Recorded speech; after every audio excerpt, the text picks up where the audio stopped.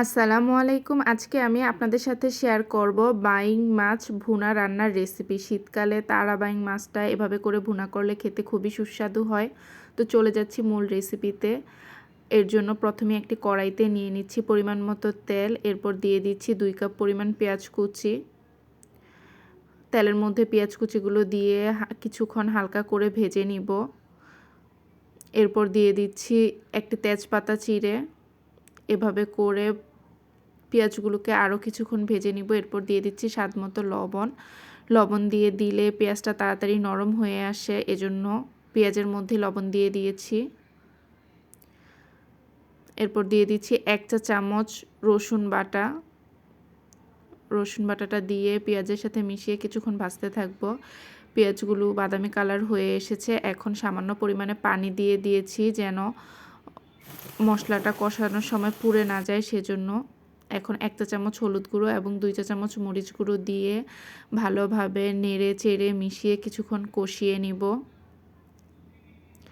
এরপর দিয়ে দিচ্ছি একটি টমেটো কুচি কুচি করে কেটে। টমেটোটা মশলার সাথে ভালো করে কষিয়ে নিব।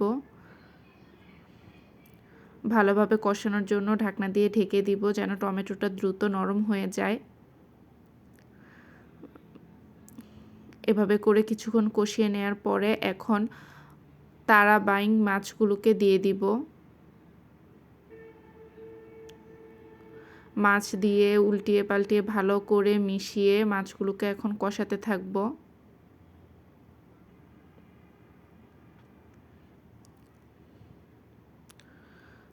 একটু পরপর নেড়ে চেড়ে দিব যেন মশলাটা নিচে লেগে না যায়। ভালোভাবে কষানোর জন্য ঢাকনা দিয়ে ঢেকে কিছুক্ষণ কষিয়ে নিব।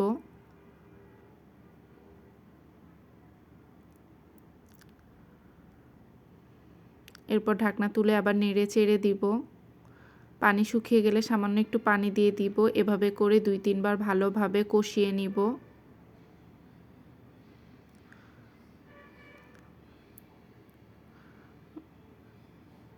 ভালোভাবে কষানো হয়ে গেলে দিয়ে দিচ্ছি 1 কাপ পরিমাণ পানি মাছটাকে রান্না হওয়ার জন্য।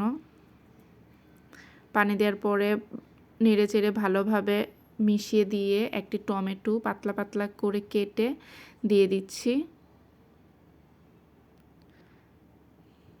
এভাবে করে কিছুক্ষণ রান্না করলে পানিটা যখন ফুটতে থাকবে, এরপর ঢাকনা দিয়ে ঢেকে কিছুক্ষণ রান্না করে নিব। কিছুক্ষণ ঢাকনা দিয়ে ঢেকে রান্না করার পর ঢাকনা তুলে নিব। যখন ঝোলটা শুকিয়ে যাবে তখন 4-5টি কাঁচামরিচ ফালি দিয়ে দিব। কাঁচামরিচগুলো দিয়ে নেড়েচেড়ে ভালোভাবে মিশিয়ে নিব। এরপর দিয়ে দিচ্ছি ধনেপাতা কুচি। ধনেপাতা কুচি দিয়ে দিলেই রান্নাটা কমপ্লিট হয়ে যাবে।